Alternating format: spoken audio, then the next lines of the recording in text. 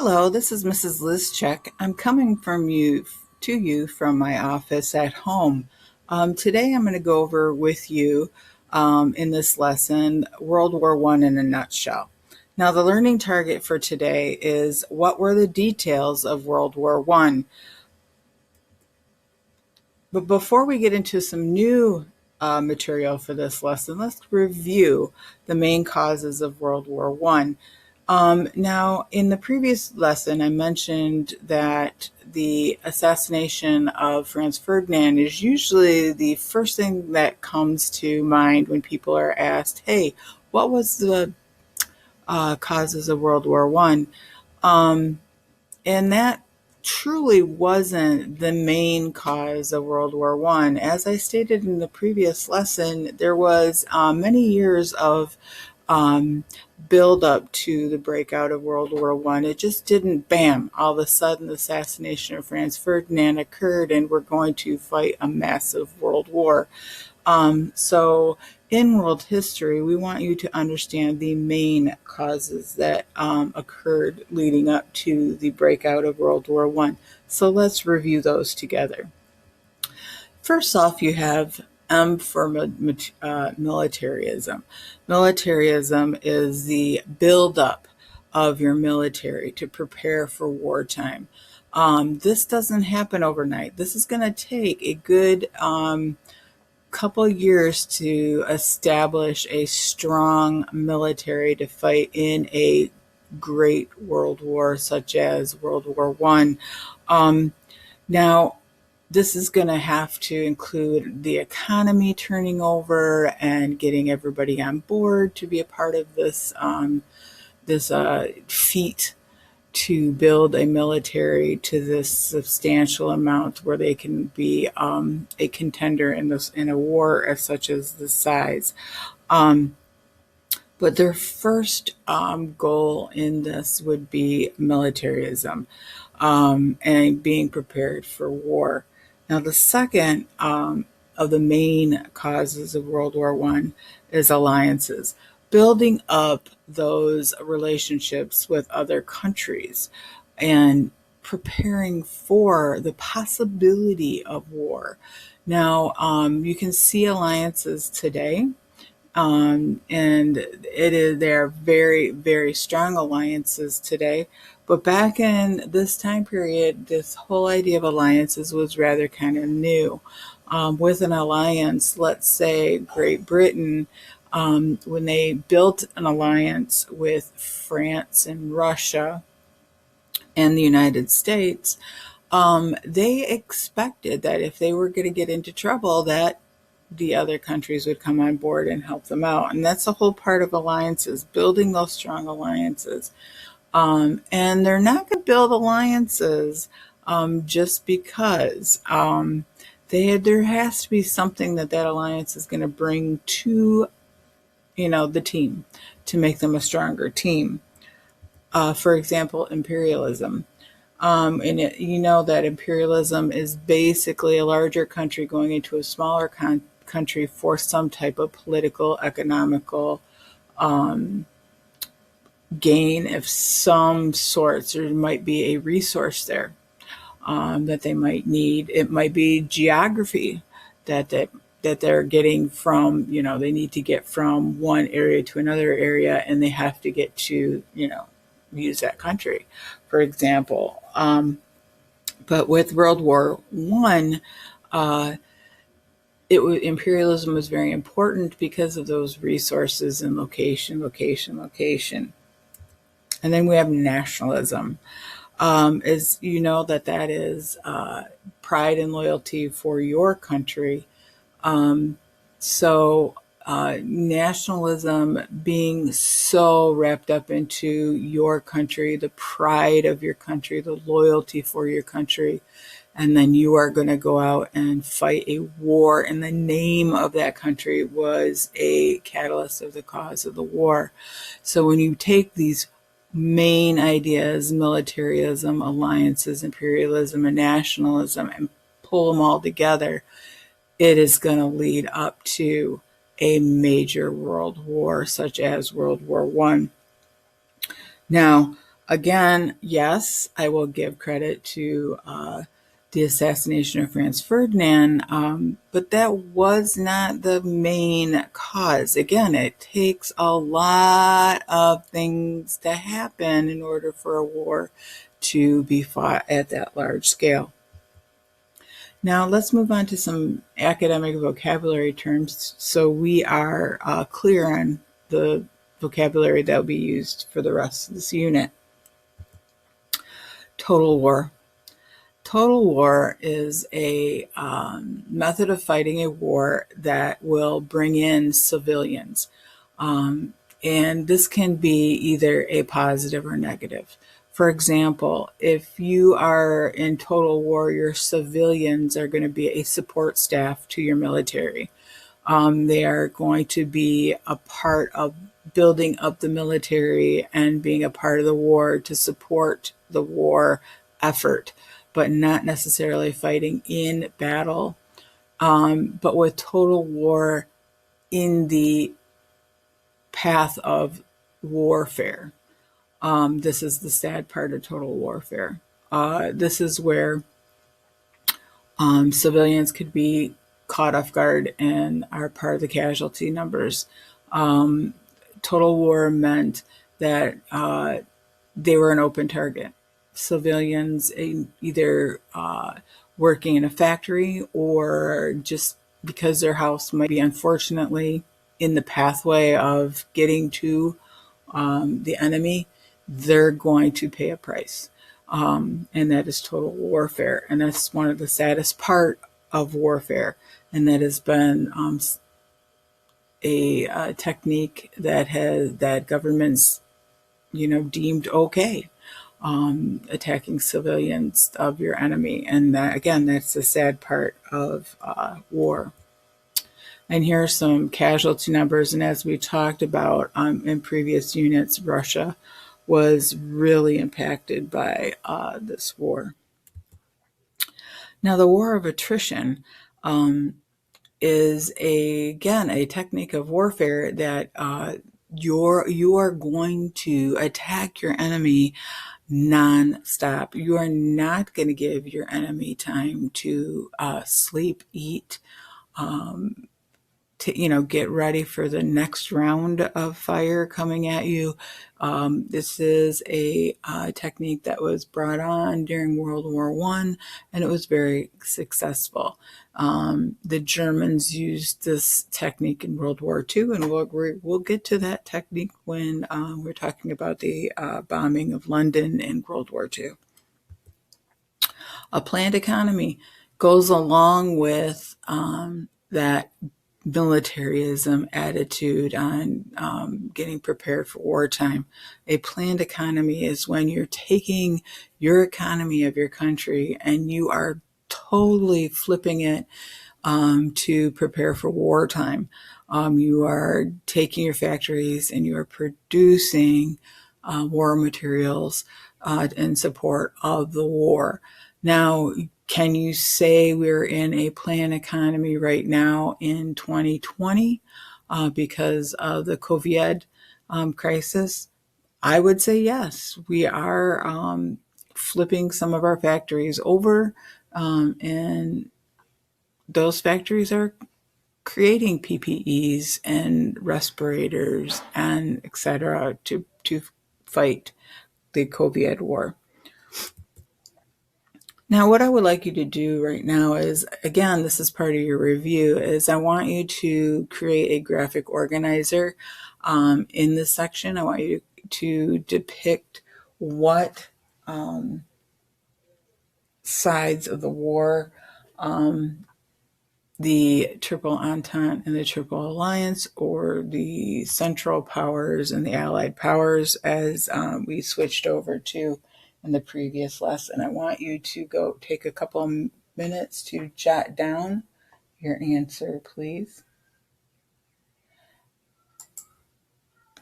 Now, this section will be graded in a separate area on the website. There'll be a Google form for you to add this section, but you might want to just jot it in your notes so you'll be able to transfer your information from your notes to the Google form to be graded.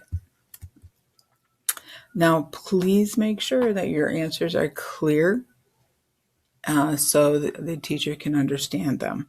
Again, I don't have access to you to ask you a question or look over your shoulder, so please make sure that your answers are concise and thoughtful answers. You will not get credit for, excuse my language, half-ass answers. You remember there's a new grading policy in place here at Clio High School under this crisis, so please make sure your answers are very thoughtful. You will be also graded on the next 2 questions. So please make sure that you, again, look into those questions on the Google form. There's 2 added questions there. Now we're going to move on to our lecture review. Our lecture review is going to be set up with some questions, and as you are going through the lecture, you fill in your answers. Now, these answers will be handy when it comes to the lesson for Thursday. Our first question, focus question for lecture today is, why did governments often use propaganda during wartime? Propaganda, first of all, is a political campaign to draw you into an opinion, okay? And so this was a very popular way of getting support for countries to gain support from their citizens to support the war effort, because you cannot fight a war just military alone. You need to have support of the people at home. And so propaganda posters, letters in newspapers, articles in newspapers at this time were used to support the war effort. It also was used as a tool to gain people to join the military. For example, in the United States, we had the I Want You with the Uncle Sam poster. You know, that was to get you to have that national loyalty and to get you to join the military. In other countries, such as Great Britain, had the same concept of the I Want You poster, you know, almost making men feeling guilty if they didn't join the military to fight in World War I. And women often, during this time, just an FYI, if men didn't go over and fight the war, would look down upon men who stayed at home. And so there was a little peer pressure there to join the war effort. In which ways did government powers increase during World War I? Again, I mentioned the draft, or conscription as another term that we've used for the draft. This was a way of gaining a military and very quickly. Unfortunately, sometimes with the draft, you're not getting your best qualified or your most passionate people in the military, but you are going to gain a large number of military might in this process. Also, a way that governments increase their power during World War I was through rationing of prices, driving the prices of consumer goods down to make it an easier way to get those items to the service people overseas. Also, not allowing the people at home to purchase big bulk shopping sprees of certain items. Like today, we for some reason people are worried that they're going to run out of toilet paper. During World War I, that would not be an option.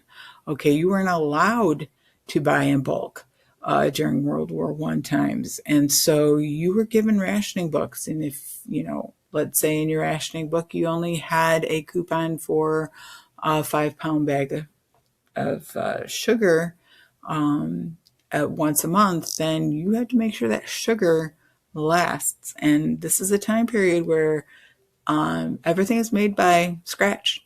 And so sugar was something that was a luxury item during World War One.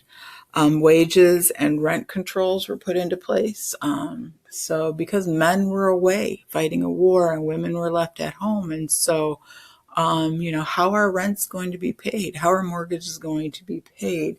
We can't have people having their houses taken away. And so all that was like on a freeze. That was all under control by the government. So when our men did come home, they had a place to call home. And then the government also took over transportation of the imports and exports going in and out, going in and out of our country. It flipped over to basically military supplies only. And so trade was not something that was a concern during this time period because we were making stuff at home, and our goal was to make enough items to make sure our service people were well supplied overseas. We really didn't spend a lot of time making stuff for our own citizens here at home to be comfortable. That was part of our sacrifice as a proud American, is to support our service people overseas in this war. How did nationalism lead to the outbreak of the war? Again, that pride and loyalty for your country can be a positive or a negative, in my opinion. Here in America, we are so proud of being Americans, but sometimes it can be to a negative. If you are somebody that believes in war, you think that's a positive. Hey, let's wrap ourselves up in our flag and go out and fight in a war. But if you're somebody that values life, you can see as nationalism using that pride and loyalty for your country as a negative. So again, this question, when you are thinking about it, because this would have been on your final exam, I would have taken either stance, either opinion, and again, if you back it up with facts, you would have gotten full credit. Okay. Remember, I don't penalize you for having your own opinion on a question like this. How did imperialism lead to the outbreak of World War One? Again, competing to gain allies or gaining those resources around the world was very important, leading up to World War One, and then fighting in World War One. This was a man-on-man combat, and so people needed a lot of military force in order to be successful in World War One, and so gaining as many allies, and if you had to do it by force by going into another country and gaining, that country through imperialistic means, then a country is going to go do so. And one area of the world that was tapped again was Africa, and we went over that in previous lessons. What were some of the new weaponry used during World War One? What were the effects of this on the war? First of all, tanks, machine guns, poisonous gas, airplanes, and landmines all were new ways of fighting in a war. We never had such weaponry that could kill multiple people at one time, such as these new methods of fighting in the war, especially the machine gun, poisonous gas. Those were just two things that could just wipe out a large number of manpower just by I should say, in a short amount of time. Landmines were used and we're going to see this in the little bit further down in this presentation were used in an area called No Man's Land. I want to make a point of airplanes. I mentioned this in the previous lesson. Airplanes are not the airplanes that we are accustomed to today. These are two-seater airplanes. They did dogfighting in the skies, and I will share that with you maybe on Thursday. Very interesting way of fighting. Not very productive, but very interesting way of fighting in wartime. What is trench warfare like? Now, at this time, I'd like to show you a little bit of a film footage of what trench warfare was like. I hope this works in the presentation because, never showed a video within a video before. So let's see if we can get this to work. Oh, I guess not. I'll hook it onto the website so you'll be able to see it. Trench warfare is a type of warfare where each side would dig these long trenches. They're about 10 feet deep. That would, and if you see in the video in the picture on the presentation, that you have a trench which is right here, and this is your front line trench, and this is where your men would actually fight from. And here's No Man's Land, which I mentioned before. That's the land in between two trenches, and this would have landmines and barbed wire and all different types of materials to prevent the men from going over the top, which was a very common phrase used during World War I, and try to get to the other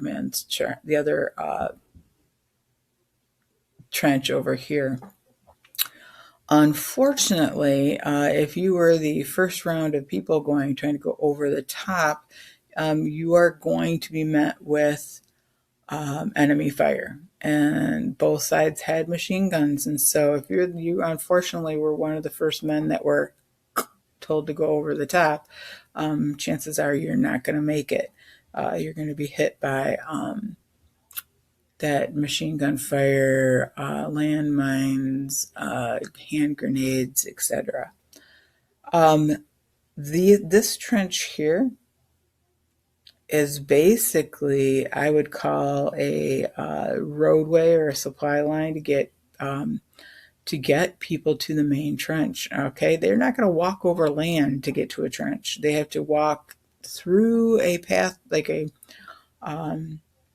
trench, to get to the trench. And this is a supply trench.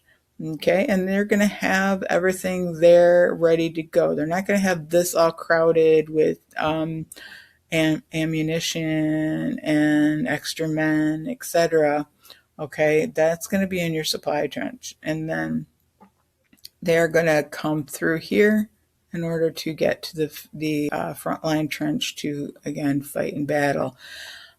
These trenches were not made by machine, okay, which is crazy to think of because you're talking miles and miles of trenches going through France and Belgium. They were all hand dug, and they were dug by their shovels that they had in their kits when they were assigned their kits when they joined the service. And so basically, those shovels are very, very short spade shovels, if you've ever done some gardening, and they're not very efficient. But again, you had the manpower, though, in order to build those trenches to be successful. In my opinion, this is not the best way to fight a war. There's no drainage, so if it rained, you're stuck in the muck of the water in the trenches. There is no way to get rid of waste. So, if you need to use the facilities, okay, you have your trench. So it's not very sanitary either. And if during battle you have dead bodies, men that didn't make it, where are you going to take them during battle time? They're stuck in the trench. And so if you're fighting and it's a long period of time, you're going to be stuck with piles and piles of dead bodies. Now, when they ran out of sandbags, because they at the top here of the front trench here, they would put sandbags to build up so you had something to hide behind when you're fighting, like if you're a machine gunner or something. If they ran out of sandbags, they would just put bodies up there, dead bodies up there, and hide behind them, which was very successful during wintertime. But summer comes, and we all know summer gets hot and it gets very humid, and bodies have a tendency to decay. And so it would be kind of smelly and, again, very unsanitary. Some of the effects of trench warfare you have here: trench foot.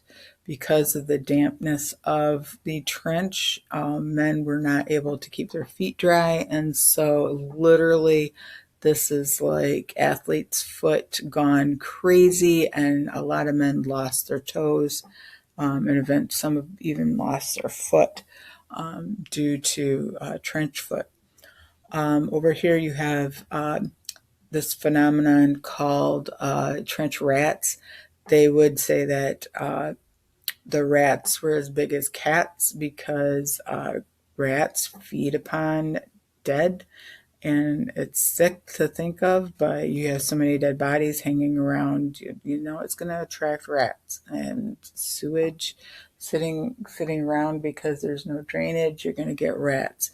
And so it became a kind of game when the men were in the trenches to kill rats and put them on display like this to say, hey, how many rats can I kill today? Or they would play some type of baseball game where it's called flinging rats and things like that. Men, when they have nothing to do, will find some type of way to play games. This is an effect of trench warfare because, again, you have no place to put the dead when they die in that type of warfare.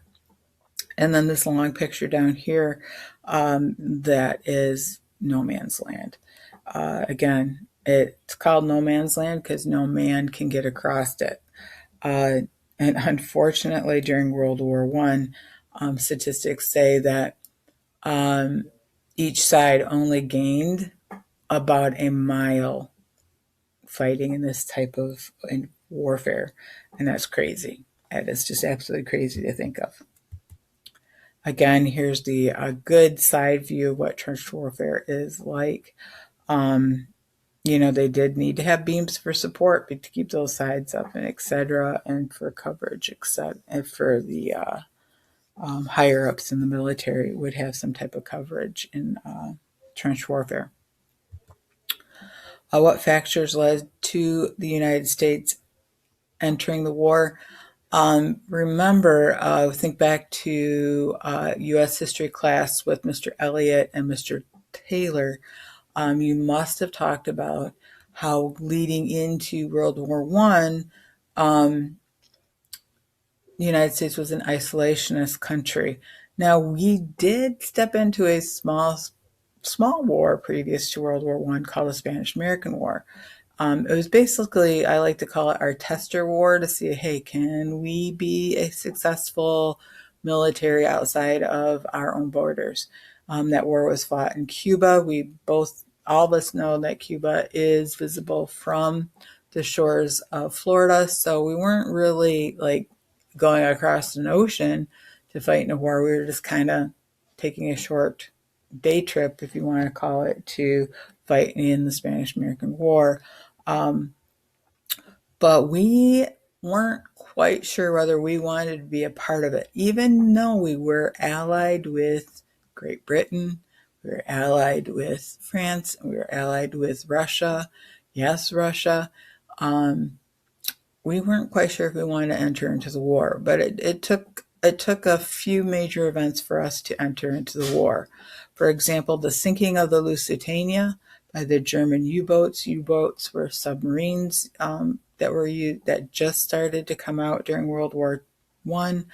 The Zimmerman note, which was a note that was intercepted by the United States between Germany and Mexico, and then just sympathy for our European allies. We still had a lot of immigrants in our country that were loyal to their home fronts. Remember, we are the melting pot, and at this time, we had a lot of people coming in from Great Britain, France, and Russia, coming to the United States, and they felt sympathetic for their homelands. And in fact, a lot of German Americans went back to Germany to fight for Germany during World War One. And so, again, the United States, I always will throw a funny there. I say that they're late to the party, but they finally got there.